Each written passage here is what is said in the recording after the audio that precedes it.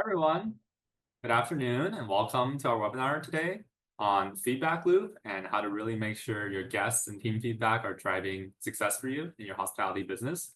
My name is Mark. I'm the Chief of Staff at Landed, and I'm really excited to be here today with all of you, as well as our wonderful panel of guests and speakers. So before we begin and dive into anything, I'd like to take a moment and introduce everyone here who are all experts in terms of hospitality and also feedback and running exceptionally high-performing teams. So first, I'll kick it over to you, Kelsey, if you'd like to start and introduce yourself. Absolutely. Thanks, Mark. I'm Kelsey. I'm the Director of Marketing at Marqii.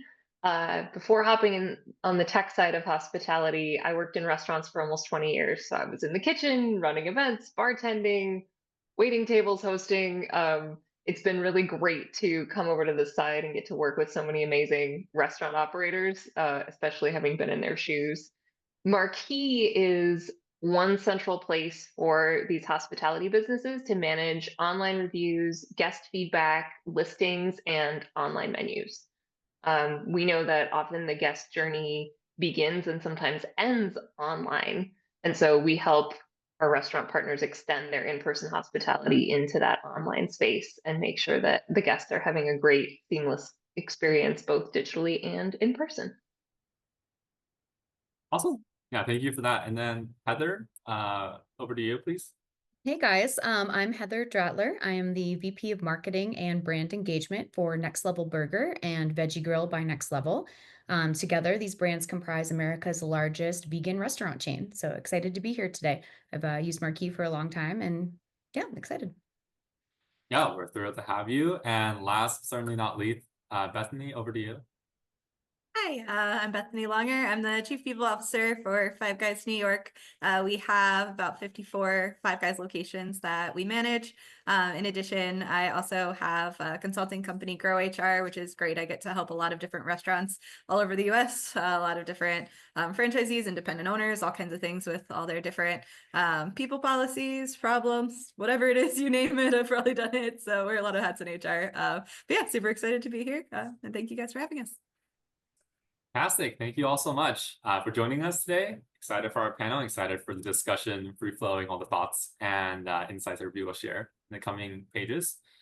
So furthermore, let's take a look at our agenda today. We'll start off with setting the context always on the why feedback is so crucial. We believe it's so crucial, and I think everybody here in the webinar, you all know this is something we like to focus on.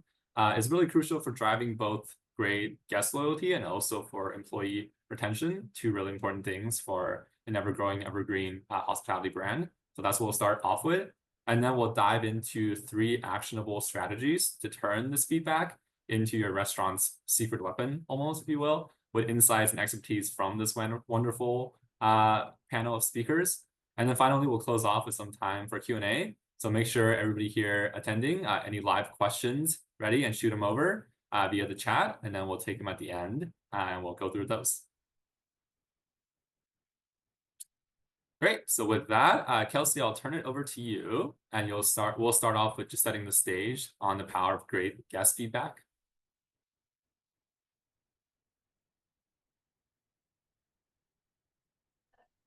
Needed to unmute myself. There you go. So we know over the last few years, I think we've all observed a clear shift in how restaurant operators and restaurant owners are thinking about their online feedback and how the hospitality businesses are engaging with those reviews and that guest feedback online. In the past, it might have been, like, oh, we hate Yelp, or kind of scoffing at the people that are leaving reviews online, but that's really shifted to an understanding that this is a valuable tool for engaging with guests and meeting them where they are and where they want to have those conversations. So we know that reviews themselves are important to discoverability. We know that more than 90% of people who are looking for a place to eat are reading reviews before they go out and pick a restaurant. And this stat is wild to me. It always blows my mind. 80% of people trust online reviews the same amount as they trust a personal recommendation from a friend, which is just bananas to me. So we know that the reviews themselves are super important. What we're learning is that responding and the way that you respond is just as important as having the reviews present. We have seen with the restaurants that work with our review management platform that once they start responding to all of their reviews, we see a 30% increase in star ratings. And that can impact not just your revenue. I love this Harvard Business School stat that just that 1-star increase can give you a 5 to 10% bump in revenue. That's amazing. But it's also tied to search results and discoverability. So if you search on restaurants or on Google for best tacos near me, the only ones that will show up in those results are those that have 4.3 stars or more. So it's super important to make sure that you're doing everything you can to get those positive reviews and positive guest experiences. And we know that responding to reviews does have an impact on that. Yeah, absolutely. I myself, I feel like everybody here on the panel as well, first place I jump to is all those Google reviews. And when my friends don't know where to go, I always look at those. So the numbers, I think, all resonate with our personal anecdotal experiences and what we do. Thank you for this. And then we can move on to the other side of things. So I wanted to take a moment here to take a look at feedback through the lens of your restaurant's internal operations. So as we all know, the hospitality sector consistently faces, I think, a major labor shortage currently more than ever. And high turnover is a consistent thing, a persistent challenge we think about. And as you can see here on this page, engagement really has a direct result and impact on your company's retention and also long-term revenue and profitability. You can see here on this first point, companies that focus on building that positive experience is going to save a lot of money going in the long term just from reducing on turnover costs, training costs, additional hiring costs. You might be thinking now, like, what does all of this have to do with hiring? Like, after all, shouldn't I only be thinking about employee engagement after an applicant becomes an actual employee? So for us here in Landed, we work with hundreds of leading hospitality and restaurant brands over the country. And over the past few years, it's been really clear for us from talking to our partners and seeing how the landscape has changed day to day, that setting a precedent during the application phase is a much stronger entryway to a strong and lasting team, really providing that great candidate experience right from the get-go. First impression matters, first impression lasts, and you only get to make those first impressions once. And that's what we're here to help to do with all of our employers from a candidate engagement, employer branding perspective. And going from that point, once you have that strong foundation, building that feedback loop afterwards into your hiring process.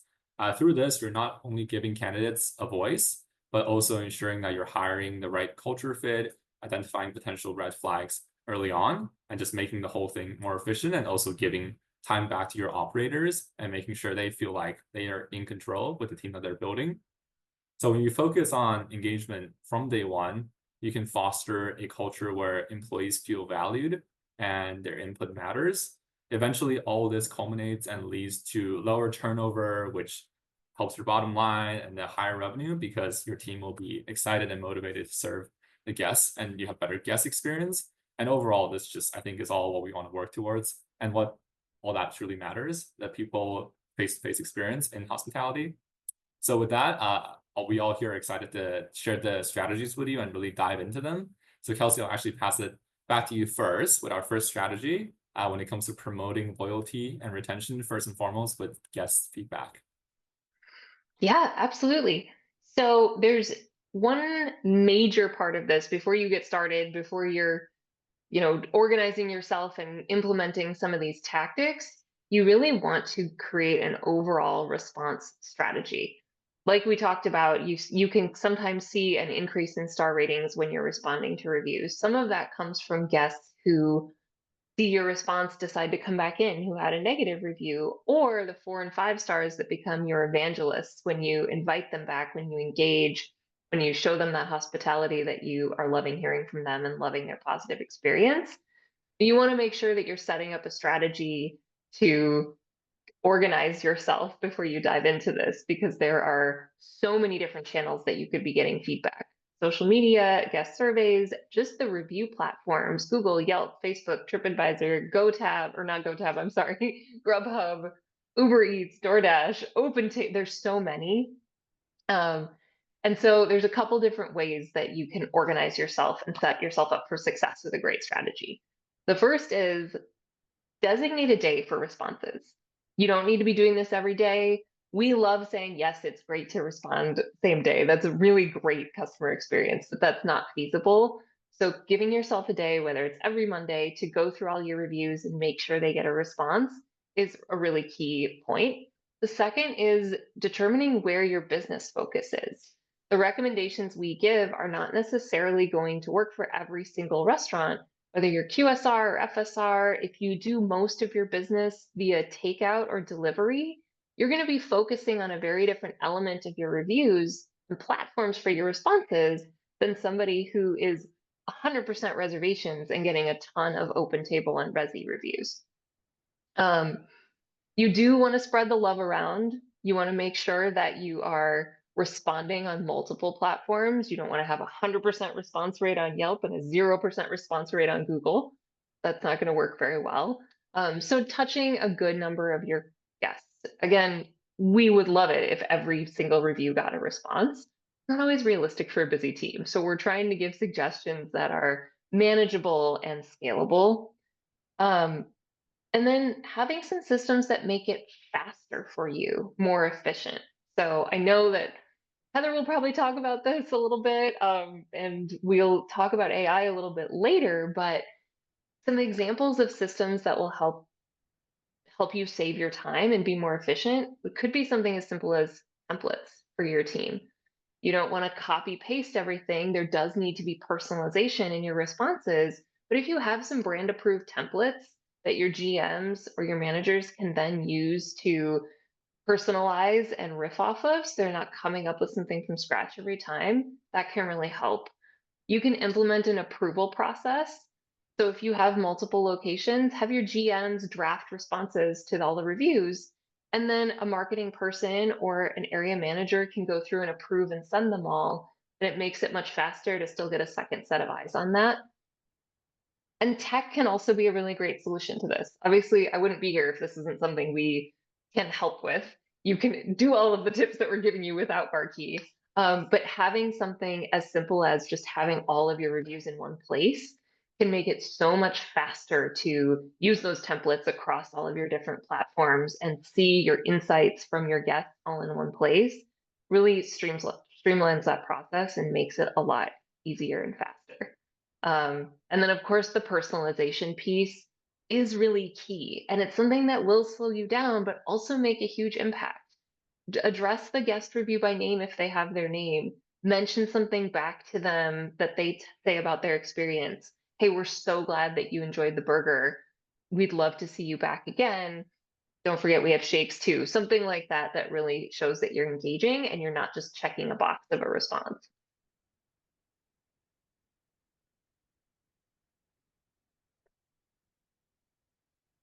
Yep, Oh, absolutely. I Sorry. will. I'm sorry. We have some questions for our panelists too. And Bethany, I don't know if you have insights. I know you're not on you're on the HR side, but if you have any insights about this, please jump in too. We'd love to hear from you as well.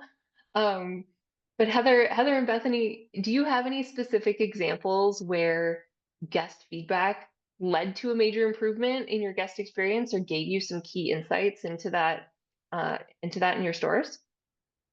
Definitely, I can start. So I would say at Next Level, we have a customer obsessed CEO. So I know you mentioned kind of the frequency of responding to reviews.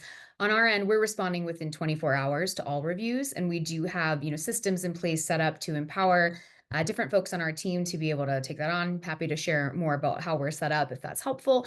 But one story that I love that really stands out in my mind of just kind of really personalizing and creating something special in the guest experience. We had someone who was really upset. They left a low star review because they weren't able to get delivery from our store actually in Denver. And the reason for that is they were just located outside of the delivery range. So it was something outside of our control, right? With a third party, we couldn't actually extend that further than it was. And so what we decided to do, we wrote back and our CEO said, you know what, why don't we coordinate a one-time delivery for this person that our GM will personally bring to them and just show them that we care and create this really special experience. So that it is what we did. We reached out over the review site and said, hey, we're sorry, this is out of our control, but we understand your frustration and we want to do something special for you. So our GM went and actually coordinated this one-time delivery, and the guest was absolutely over the moon, changed that review to a high-star review, 5-star review, and now that's a customer for life. That's a way to really build that connection and that loyalty. So really cool thing happened there. I love that story so much. It's such a great example of, we talk about unreasonable hospitality. We love that book. We love Wilkadara. It's such a great example of that in practice. Absolutely. I thank you, Heather. Bethany, do you have any thoughts on this? I don't want to put you on the spot. It's funny. I actually deal with kind of these guest relations somewhat often because there's surprising overlap there. So kind of the main avenues that comes through is if somebody issues some kind of complaint against like the way an employee talked to them or treated them in terms of like professionalism, something like that. And also we, weirdly enough too, another way I often engage with guests directly is through like injuries. So like a very seasonal example of this is we had someone complain that they were coming in the door and they slipped a little bit, right? So I wanted to file an injury report, so kind of go through that whole thing with them, talk to them directly. But the kind of improvement that ended up doing, we had just recently acquired all these locations in Buffalo, where you have this big Great Lake snow that we weren't really used to. So it was an opportunity for us to kind of go through and refine all our like, what does our snow prep look like? What are our expectations? Do we have enough snow mats in every location? And making sure, and it's something that guests aren't necessarily conscious of, right? They're not coming in and being like, yay, they have snow mats, but it's something that lends to their overall experience when they come in, and it's safe and it's warm, and they're able to enjoy food that way. So yeah, I think there are a lot of those types of things where that happens, that people wouldn't expect, but HR does end up kind of engaging with guests in that way.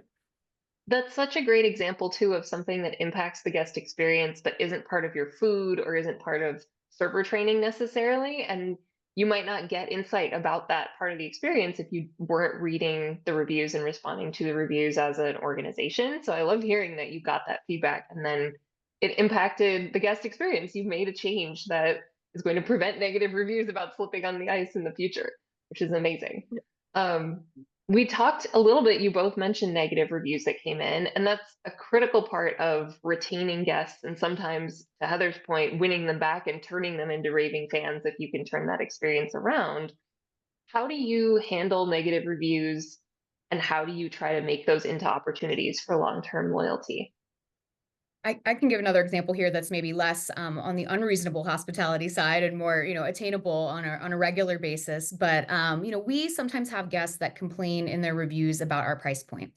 And we always see that as an opportunity to educate our guests on why our prices are set where they are, which is not a penny more than it needs to be for us to provide our teams with living wages and for us to bring the highest quality organic ingredients to the table.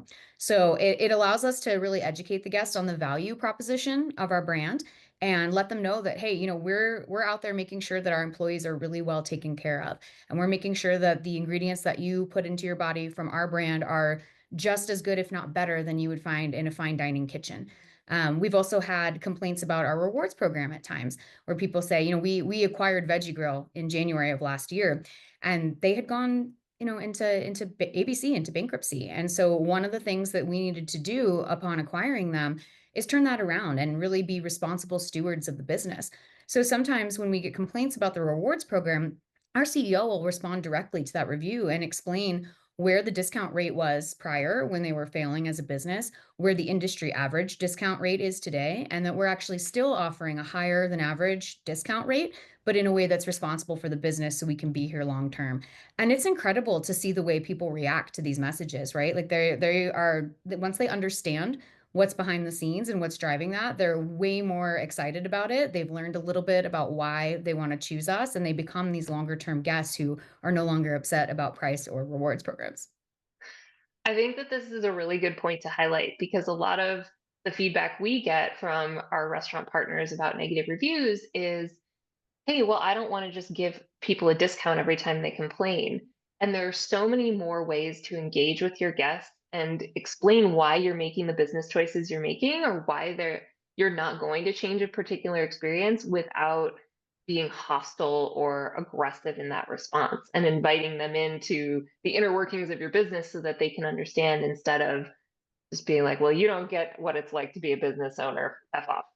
Yeah, and it's not defensive, right? It's not done in a defensive. Yeah. It's done in an education way, and you know, we want to let you under the hood and see this great thing that we've created for you together. And so it's been overwhelmingly positive.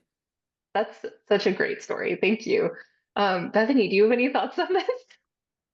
Yeah, I think, kind of everything you were saying, Heather, really leads to that idea of transparency, right? And what you're doing and why you're doing it. Because I think whether I'm, talking to an employee about an issue they're having, or a guest, an issue that they encountered, making sure that you're fully hearing and listening everything that they have to say, kind of echoing that back to them, make sure you're fully, understanding where they're coming from, but also being transparent about like what you can change and what you can't change, what your process is, what your next steps are, especially when I'm talking to guests, it's usually some investigation has to happen afterwards. I can't solve their problem in that moment, but I can say, here's what I'm going to do. These are my steps. You can expect to hear from me tomorrow, and trying to build that trust as much as possible and make sure that they understand it is something you're taking seriously and something that you intend to act on, and then actually following through on what you say you're going to do, at the end. So yeah, I think it comes down to that transparency, building that trust. That's an amazing point. Thank you. Thank you both. I'll kick it back to you, Mark. Yeah, thank you both. That was a great discussion. And I think continuing on the same theme, like we want to have that culture of prioritizing, being super customer centric and prioritizing that feedback. So now let's dive into kind of how we connect that and find the right folks to enact that on a day-to-day basis and make sure your brand is carrying that image all across every single location, every single team member. So we'll dive into how you create a feedback loop during the hiring process. I think first of all, everybody here, anyone who's been in HR, has worked with hiring, recruiting, talent acquisition in hospitality, knows that prompt responses is key first and foremost.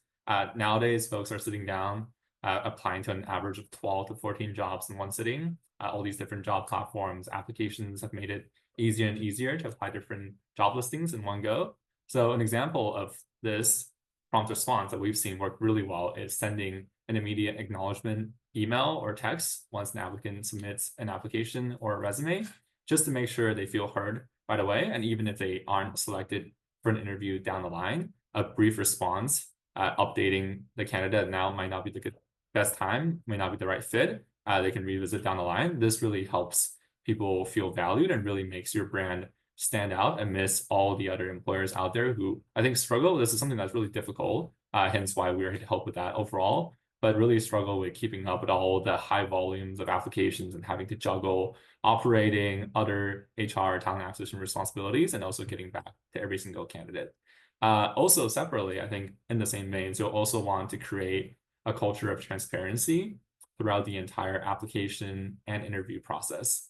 Setting those expectations clear for when applicants should expect to hear back and stick to those timelines as much as possible. There's a lot going on, but as much as possible, like that really makes a difference. I think like we all know, it's all about people. It's all about these relationships. And again, relationships start right from the get-go when someone is hoping to work for you all and submitting a resume. If there are any delays, such as like new opening dates being pushed back, any updates on that, people really appreciate it. And then like people can know how to juggle different shifts, juggle different responsibilities, and juggle different opportunities they may be pursuing. And then next up, during the interview process, it's always great to leave time for feedback at the end of each interview for your operator to provide feedback, for all the feedback to be shared with the applicant. This is a chance for the applicant to feel acknowledged once again and appreciated. And after all, applying for jobs, it's a difficult thing. And again, if people are sitting down applying to so many different jobs, the ones that are taking the time to take the extra step to give some feedback, give more insight into the process, building that transparency, building that relationship, it's going to stand up and they might be a great customer in the long run. Everybody that comes through as an applicant can also be one of your customers. So that's why I think this process is so important to so many brands out there to make sure they get it right and make it feel very personal. And at the end of the interview process, we always recommend consider sending out anonymous feedback surveys with questions such as like, how would you rate the clarity of the job description? Was the interview environment welcoming? Or what could have made the interview process more efficient? All this data is going to be super rich and really going to help you make informed decisions for future hiring processes. And I think last but not least, I think continuing to invest in training for those conducting interviews. So all of your operators, all of your hiring managers, your HR team, TA team, one point of focus for this training could be how to provide effective feedback, both to the applicant and also internally to your team on how to improve this process. So these are just some of our high level thoughts. And I really want to hear, Heather, Bethany, from you all, your thoughts on all these strategies across the board. So we have a couple other panelists questions prepared, but really just want to see how this conversation free flows as well and let it just be rich. So I think first of all, either of you feel free to jump in, but how do you incorporate this like team and applicant feedback into your recruitment process to really build that strong employer brand and really be customer centric? Sorry. One of the biggest things is getting feedback from your applicants by, asking them, how did your interview go? And you could do that by sending a survey. It could be as simple as like a Google form, I've used for some of my clients, or something more formal, if you need. And just saying like, how was it with your interviewer? Were they on time? Were they prepared? All these different things, because you can get feedback on the overall trend in interviewing, and that kind of helps you guide your training for the managers who are interviewing, and saying, do they have all the tools that they need? Do they know, it can be really tough to pull operators away from the operations and have them focus on talking to somebody, one-on-one like that. So trying to set them up for success as much as possible, and sharing back that feedback, because if they know you're checking in, they're also more likely, to engage with people that way. And also we really stress with our interviews that they go, both ways, right? It's not just you're seeing if this person's a good fit for the company, that person's seeing if they're a good fit for us, and really making sure that our managers are going in with that same mentality. And one of the tools that we did to do that is that we have an interview guide that we use for every candidate that comes in. But that interview guide wasn't crafted by us in HR. It was operators coming together to decide on what questions we felt were relevant, what they would ask in an interview. Because in the past, when we just did the interview guide, no one was using it, right? They just asked their own questions and checked boxes. But we found that we actually engaged them in the process, which makes all the sense in the world, right? Then all of a sudden, it's a much stronger tool for it. And candidates are having better experiences, and hiring managers are also having better experiences. Yeah, those interview guides are, yeah, absolutely key, I think, for both sides. Love Heather, that. anything on your side? Yeah. Yeah, I think, I'm a little bit in my role less involved in the hiring process at the store level, but I can speak to retention and kind of crafting that strong employer brand. So as a brand, we are very values led. So whether that is climate change, climate justice, access to healthy foods for different communities, whatever that might be, we are very values driven. And so we like to incorporate our team members and find out what they care about. So we put out asks a lot of times throughout the year to say, what organizations does your team want to support? Whether that be through, fundraising days that we have in the stores, or as part of a larger campaign. So we get a lot of feedback from our teams, and then they feel really passionate and excited and invested in the brand mission because it's aligned with their values as well. So that's something we do regularly. And I think it's really created deeper relationships between our team members and our brand. That's so great to hear. Yeah, I think that's a good segue into this next prompt we just have on screen that I'd love to, maybe Heather, we can continue with you. I think all this feedback you're gathering through the process, hiring process, or just retention process, how do you like aggregate all of this and like use it to calibrate future hires, future hiring, future branding as an employer? What have you guys done to make that successful?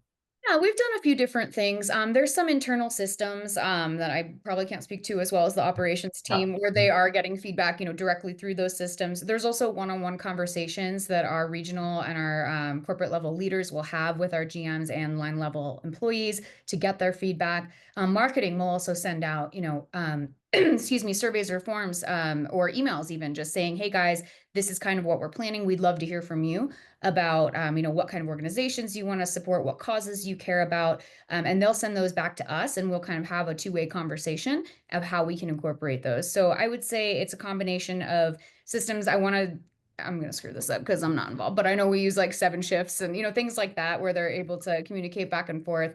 The in-person meetings with our regional leaders, both in person and email or forms with marketing, a lot of communication internally to make sure that we're really hearing them and we're incorporating that into everything that we do. And then we'll sit down, look at the marketing calendar, say, where does this fit in? How does this make sense throughout the year? So a great example, I think, would be for Pride.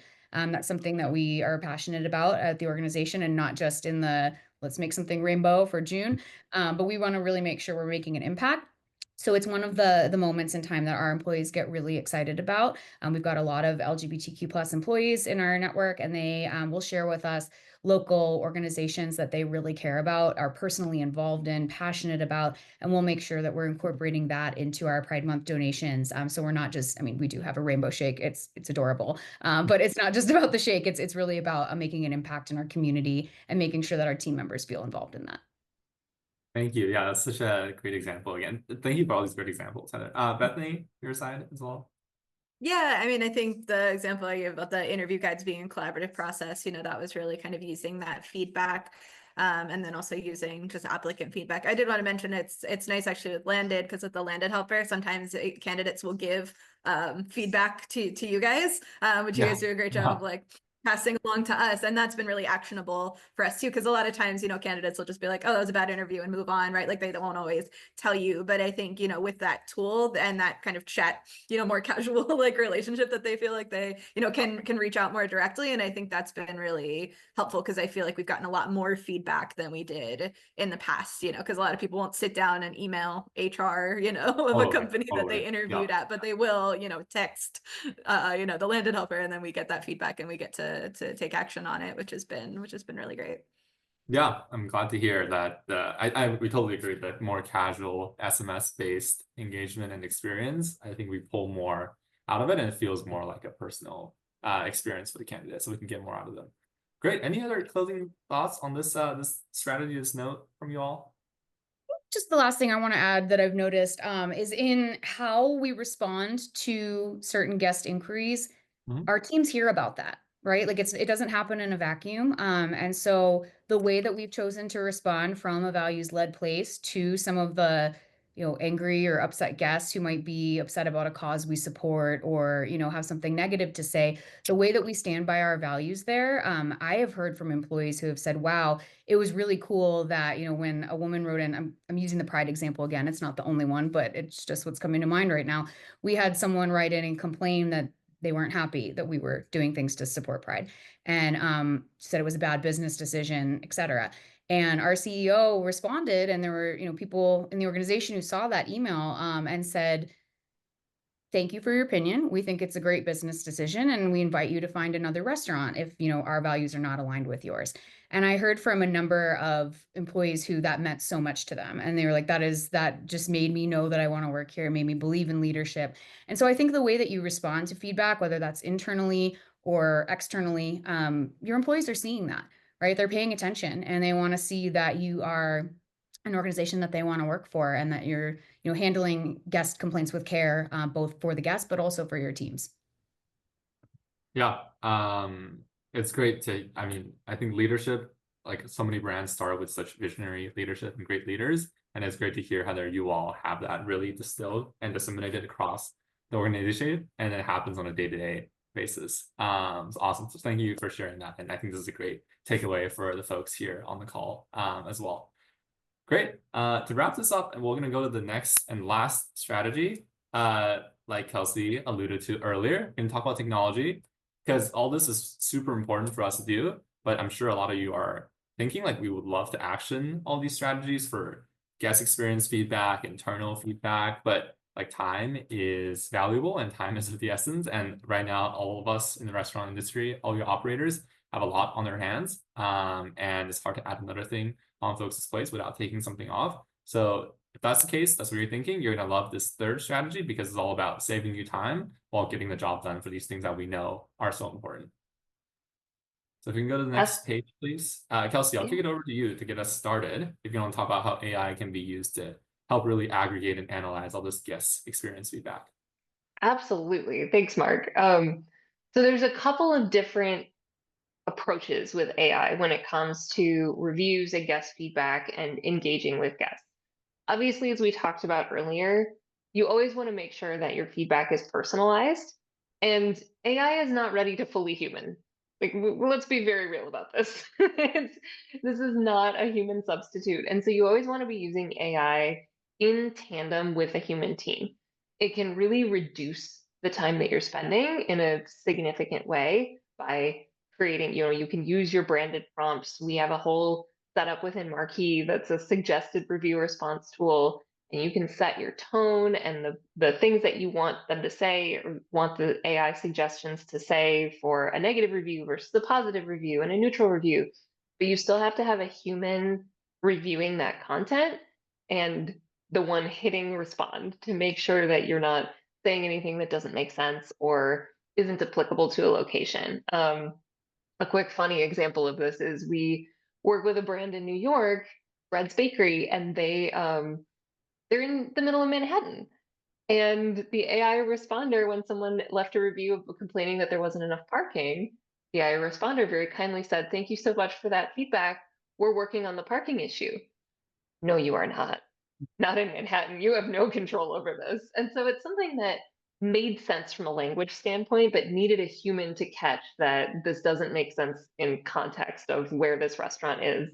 Um, but you can use AI in that time-saving way and also on the data analysis side.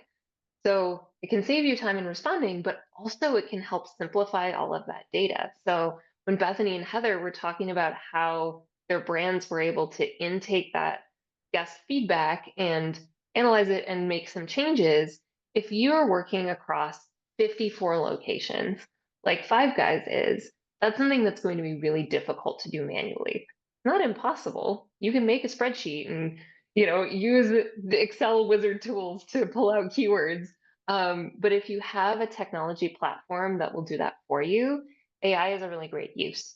And we have something called an AI summary that'll just take the last 30 days.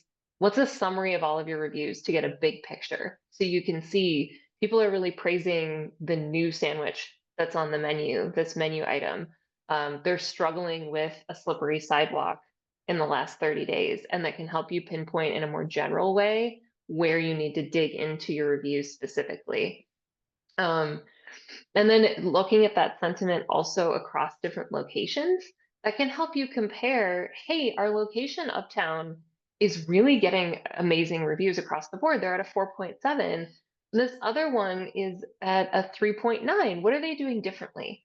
Can we look at these two locations, identify the sentiment that's tied to different keywords, and figure out where that great location is having success and what can we learn and implement in other locations to help improve their ratings and that guest experience across the board. So it's a couple examples of how AI doesn't need to replace people, and frankly, it shouldn't. You really do still need that human touch. There are a lot of ways that it can make your job easier. Yeah, 100% agree. And I'll speak to the hiring and team feedback side of things. We fully believe that, we're here to help save time and also drive better quality when it comes to the hiring process. And we see AI as a powerful tool when it comes to really just communicating and really speeding up that communication and also personalizing it to a degree that's very, very hard with all your operators, with all the things they're juggling day to day in store with their team, everything else. Anything when it comes to what we do, when it comes to SMS engagement, we text candidates right after they apply, and we use generative AI in that messaging to make sure not only is the response quick, but it's also personalized and all their questions are answered in a way that makes sense. For example, like something like, can I have pink hair when I come to work? That's something that's gonna be really hard for a chatbot, a traditional chatbot to answer. But for us, using AI gets that response to be more customized and also more careful when it comes to the tone and everything as the conversation is ever flowing. And by customizing these conversation flows, you can make sure AI is also asking for feedback. And as Bethany already mentioned, people feel like they're talking to a real person when they're texting Landed and they're texting us. And they give us very just transparent and like anecdotal and genuine feedback on like this interview process maybe taking too long, or I didn't have a great conversation. And then we pull out all of those insights as well and aggregate it, and it becomes really rich feedback for your hiring team and for your operators. So really, like in our work with restaurant brands all across the country, we see like all the time savings, like such high volumes of applicants that people are processing day to day. All this time is being given back to the hiring managers, which are your operators typically on the floor, to focus on the guest experience, to focus on retention, to focus on the team experience.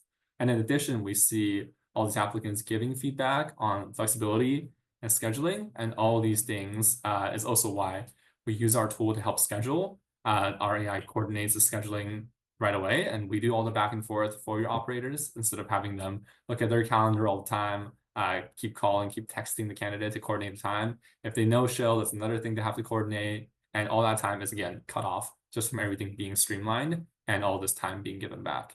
And I think lastly, ultimately, we think AI is an important way to continuously improve this hiring process. I've already mentioned aggregating feedback, analyzing data, all stages through the hiring process, whether they're stuck in the just texting and trying to figure out if they're qualified for an interview, or after their interview, they're not qualified for a job and they're giving feedback. All this data is aggregated and turned into feedback that can be actioned by you and your team. So now I'd love to hear, from our panelists, how they felt, because they both have experience implementing AI in terms of these things, how they've seen the role of AI in the feedback processes and gathering feedback to really drive results for their business and for their brands. So here, we'll start off with the first one. Currently, when it comes to collecting guest feedback, what role does technology play in that? Heather, I'll kick it off to you first. So we do use Marqii for our reviews. It really helps aggregate things in one place. Like Kelsey was talking about, the fact that the platform is able to kind of do the work to tell you, hey, these are the key themes that are coming out are really important. A lot of times, various folks in leadership or even the board will say, hey, what are the themes going on in feedback right now? You'd be surprised at how much that comes up. Prior to Next Level, I did a stint as an interim VP marketing for Punch Bowl Social and Wagamama. And that definitely came up from the quarterly board reports. They wanted to hear some details about guest feedback. And at the time, I was taking exports of Excel spreadsheets, popping them into ChatGPT, asking what the themes were, but you can only put in so many lines at a time. So we're going back and doing this in batches, and it's just taken all day to kind of get where we're going. Whereas if you do use a tool like Marqii, it's kind of done for you. So definitely a big time saver there. I like the word clouds a lot. That helps you kind of see that visually in a way. If you're not, the best with data, if you're presenting to an audience that's not the best with data, it's like an at a glance. You can look at it, you can get the key points. You can also search. So we wanted to do reporting for a specific initiative, and we were able to search our reviews by keyword and pull all of the reviews related to that to get an analysis of guest sentiment specific to that campaign. So all of that has been extremely helpful and saves tons of time from the old way. Yeah, I'm sure lots and lots of time saved. Kelsey, do you want to add on to that at all? I had no idea that that's what you were doing at Punch Bowl. That sounds like such a nightmare. No, I think that Heather, it's clear that you use Marquee deeply, and I don't need to speak any more on that. I think when it comes to responding to the example of Next Level Burger and Veggie Grill by Next Level, they're not using the AI to respond. And that's okay. This doesn't work for every brand. And so having a technology partner that's going to be flexible on that, like you don't need to use this tool. There are other tools in place that will still streamline the process for you, but allow you to have as much control as you want over the drafting of those responses, I think is really key, because it's a one size fits one type of industry. No restaurant is going to be exactly the same as another. Yeah, absolutely, absolutely. Bethany, on your side, when it comes to hiring, technologies you've seen change the way your organization handles hiring, onboarding, and/or onboarding? Hugely, drastically, all the time.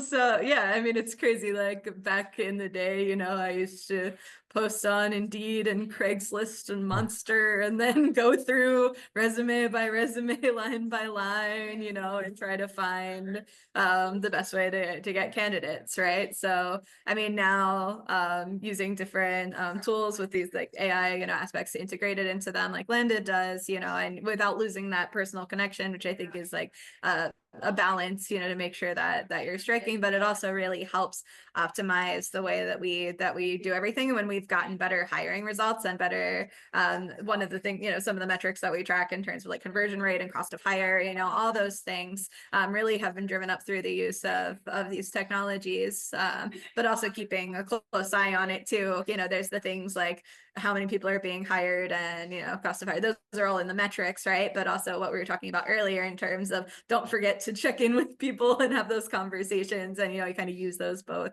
together. But yeah, I mean, I used to have a recruit, like we used to have 2 people doing recruiting full time, all the time. And now because we've been able to rely on these things, they've really been freed up to work on strategy. We've been able to have a lot more deep conversations with our operators, because they're not screening their resumes, but we're checking with our operators, like, oh, like, how is this going? Like, what do you need in your store? Like, how can we train your manager to be a better interviewer? And all that time that we're saving, we're able to put back into our people instead of sitting there clicking through Indeed resumes. So yeah, no, it's been amazing.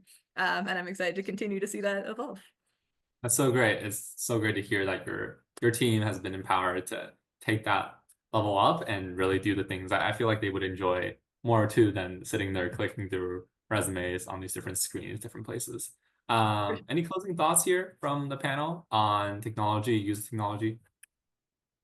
I did want to mention too, that one of the things when it comes to guest feedback that we do that's a little bit, I know a lot of companies do it, but not every company does it, is using a secret shopper program. So we have, people who come in and one of the things they're looking at is guest experience and guest feedback, right? So a lot of times guests might come in and they might not say anything, they just won't come back. That's pretty typical if they're like, didn't like something about it, but you can kind of get that feedback from your secret shopper program. And then you can really customize, all those questions and what you're measuring, based on that feedback you get from people. So if someone says, oh, I don't, it's been slippery every time I go in, right? You could add that onto your form and say that's something secret shoppers are looking for, right? So that you're really helping standardize experiences as much as possible to be positive, across many different locations. So that gives you a whole new pool of data, but it's not just any pool of data in isolation, right? Like you're looking at all that stuff together to really get a full picture of what's happening and where you can improve, not just from guests, but also from employees as well.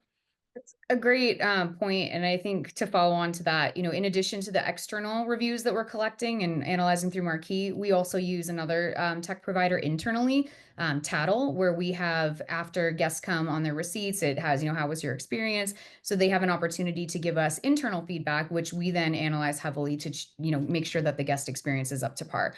So that's a really good point. I think there's the internal piece and the external piece.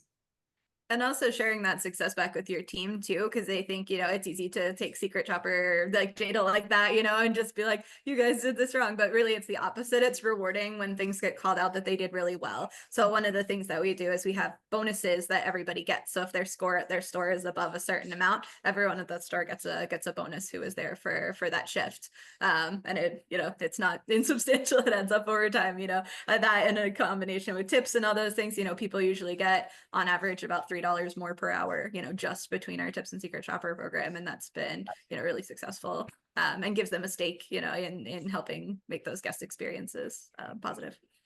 Similar to that, Bethany, we have another restaurant partner of ours, Lucha Cantina. They have just 3 locations, so this is a little bit more manageable. But that owner, Joshua, prints off their best reviews every week and puts them on the wall by the employee break room. A very analog way to do this. I love it. He's printing it off to make sure that they all see it when they go, and they change out every week. So they're always excited to see the positive reviews and see if they've gotten a mention in those. Amazing. These are such great practical tips. So thank you all for jumping in and sharing this. I think we're coming towards the end of our time, but wanted to make sure we open up the floor to some questions. So if you want to go to the next page, as we get the questions to come in, I think we have time for a couple. Here's how, for the folks here on the call, folks watching the recording, here's how you can get in touch. We of course encourage everyone here to keep exploring how feedback, whether it's from guests or from your team, can be a game changer in your business. I think this whole time we've really explored all the different practical things we can do and why this is such an important thing for growing restaurant brands or different hospitality concepts. And here, love to connect, whether it's on the hiring side or the guest experience side. Feel free to reach out. Here's a QR code you can scan and discuss any strategies more in depth and how Landed and Marqii can help specifically. And I'll take a look at the questions that come in for the panel and love to talk through these as well. So I think first and foremost, someone would love to know, how do you all measure the success of these different feedback initiatives and programs that you implement, both from the guest experience side of things and also from the hiring side of things? How do you measure the success, and how do you make sure we're actually using this to drive real improvements for customers and for employee teams? I think the most basic part of that is setting standards of where we want our star rating to be overall and kind of making it a team effort to ensure that we are delivering service and guest responses to keep our ratings at that level. So that's kind of one of the basic things that you can do. And I can speak to other roles that I've been in the past as well, where there has been, like Bethany suggested, bonus programs tied to that, right? So, does the restaurant have a 4.3 or higher? I had one that was a 4.5 or higher. Some are 4.0, kind of depends on your business and where you are today and where you want to set that benchmark and a stretch goal. But that's one way to keep everyone really invested in making sure that not only are you delivering that great service, but that you are engaging with your guests in a way that, is successful to the guest recovery process. That's basic, but it works. Great. Yeah, absolutely. Bethany, I'd anything? also, Yeah. oh, I'd also say from a menu item standpoint, if you're adding a new LTO and you want to measure the success of that, using some of the guest surveys like Heather was throwing out, and then tracking your reviews to see, like, you can look for that keyword and measure the sentiment. Is it positive or negative around any of the new menu items? Can potentially help you gauge something like, are people responding well to the price? Do they like it? Do they not like it? Is it something you want to bring back again next year? And like Heather said, setting those benchmarks in advance so that, hey, if it's more than 50% positive, then we're going to consider this a successful menu item. Or no, we need it to be 70% positive for it to be worth keeping it on the menu. This is a little less on the measurement side, but feels relevant here.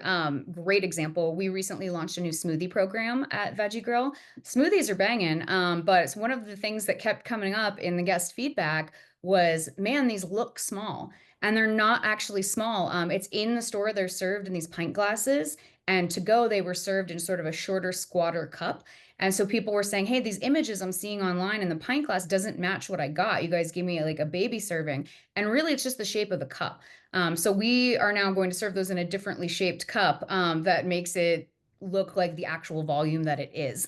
So that's another great way to, if you're launching something, to keep an eye on guest feedback, and you might find that it's something as simple as packaging that is changing consumer sentiment. I think a little different on my side because I'm dealing more with the employee aspect of this, but I think one of the our HR department, part of our mission involves our guests, in that, we take care of people so that they can take care of our guests. And, getting that feedback from your employees really allows you to do that, right? So if you're checking, and it's kind of what you were saying, like Heather, with the benchmarks of things, if people felt like that they trusted that we were trying to do the right thing by them or trying to do the right thing by our guests, right? Maybe our overall rating was a 4 out of 5 this year. How do we get that to a 5 out of 5 when we do the same survey next year, right? So it's really thinking about what are the things you're measuring, and then how you're going to get there. Because a lot of times I see surveys of clients ask me like, oh, I want to send a survey to my employees. It's like, okay, but what are you going to do with it after? What's the plan? Like, what's the action that's coming out of it, and making sure that you're truly following through on that too. Awesome. Fantastic. I think one more question and then we can wrap this up. Love to hear from you all because whether it's customers or your employees, folks are getting so many, whether it's surveys or just questions, like requests for different feedback from different places all the time. What have you guys seen that's successful for you all to gather this feedback effectively, but also not coming off as like overwhelming to a guest or to an employee? How do we go about feedback gathering? So for us, I mentioned it's on our receipts, the tattle surveys. So guests have the opportunity to decide if they want to do that. I believe they also get an email, and I don't think it goes, I got to check if it goes to everyone or if it's just a subset, but they have the opportunity to respond to that email to give feedback. And then we did for a time have signs in our stores saying, if you want to talk to us, if you want to give feedback, scan this QR code. We moved away from that because there were those other touch points. And to your point, finding that balance of not overwhelming them, we found that it worked a little bit better to kind of ping them or give them an opportunity right after the experience while it's fresh, to see if they want to give feedback. And if they don't, no problem. And we're not really doing anything currently to incentivize external reviews on sites like Google or Yelp. But we have talked about, what would that look like if we did? And we found that the thing that made the most sense for us would to be having more organic conversations where the manager goes and does a table touch and, how was your experience today? How are things going? And if someone says, I loved it, it was great, be like, it would really mean a lot to us if you consider leaving us an online review. Please note, you cannot ask for Yelp reviews online. That is against their terms of service. So never ask for a Yelp review. But we have found that the personal interaction sometimes is more motivating to people to want to leave a review because they feel like they've known someone and they've made a personal connection and they want to help them out. At other businesses that I've worked at in the past, there have been things like server challenges, right? Like the server who gets their name mentioned the most in reviews gets whatever gift. And I've seen that work well as well. Great tips. One of the Bethany, things anything else that's is out?